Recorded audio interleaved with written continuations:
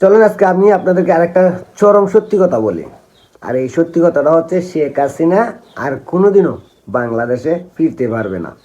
আর ৭১-এর পক্ষে যারা আছেন আগামী ১০ বছর পর তারা ৭১-এর নাম মুখে নেওয়ার মতো একজন ব্যক্তিও থাকবে না।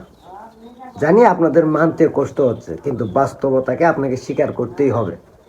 আর তার কারণ ভাই দেখেন, বাংলাদেশ স্বাধীন হয়েছে আজকে ৫৫ বছর। সেই ৫৫ বছর পরে এসে পাকিস্তানে সেই দালাল মুক্তিযুদ্ধের বিরোধী শক্তি, ২৪-এর নব্য রাজাকার, ৭১ বিরোধী শক্তি, সেই আমেরিকার পুরনো শকুন, পাকিস্তানের শিয়াল, কুত্তা, বিলাই, ছাগল, ভেড়া, সমস্ত ৭১ বিরোধী মুক্তিযুদ্ধ বিরোধী শক্তি যদি এক কাতারে দাঁড়াইয়া এক টেবিলে বইসা চা খাইতে পারে আর মুক্তিযুদ্ধ এবং ৭১-এর চেতনাকে মুছে দেওয়ার মাস্টার প্ল্যান করতে পারে, সব ভেদা বিভেদ ভুলে ৭১-কে মুছে দেওয়ার জন্য এক হইতে পারে, তাহলে কিভাবে শেখ হাসিনা দেশে আসবে আর ৭১-এর চেতনা বেঁচে থাকবে? অথচ দেখেন, বাংলাদেশের ৭১-এর পক্ষের শক্তি বিভিন্ন দলে বিভক্ত, আওয়ামী লীগ, বিএনপি, জাতীয় পার্টি, বামপন্থী দলগুলোর মধ্যে। আর বাংলাদেশ আওয়ামী লীগ, তাদের তো তৃণমূল থেকে শুরু করে একবার কেন্দ্রীয় পর্যায়ের নেতারা এখন একে অপরের দোষ খুঁজতে ব্যস্ত। কে কাকে মারলো, কে কাকে গালি দিল, কে বেশি ক্ষমতা ব্যবহার করছে, কে কি করছে, এগুলো নিয়েই ব্যস্ত।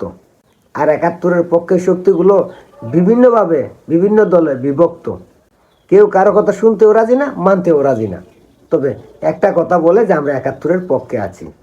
এখন সেই মুক্তিযুদ্ধ বিরোধী শক্তি এক জায়গায় দাঁড়ায় আছে, এদের শক্তি বেশি নাকি মুক্তিযুদ্ধের পক্ষের শক্তি বিভক্ত হয়ে আছে এদের শক্তিটা বেশি? তবে আমার এই সত্যি কথা মিথ্যে প্রমাণ হবে যদি ৭১-এর পক্ষের শক্তি আওয়ামী লীগ, বিএনপি, জাতীয় পার্টি, বামপন্থী দল সবাই নিজ নিজ ভেদা বিভেদ ভুলে শুধুমাত্র ৭১-এর চেতনাকে বুকে নিয়ে এক জায়গায় বসে এক টেবিলে বসে সিদ্ধান্ত নিতে পারে যে আমার দেশ বাঁচানোর জন্য, ৭১-এর চেতনা বাঁচানোর জন্য, মুক্তিযুদ্ধের শক্তিকে বাঁচানোর জন্য আমাদেরকে এক হয়ে লড়তে হবে, তখনই সম্ভব এই শিয়াল শকুনের দলকে পরাজিত করা আর এই দেশের ৭১-কে জীবিত রাখা। এছাড়া কোনোভাবেই সম্ভব না।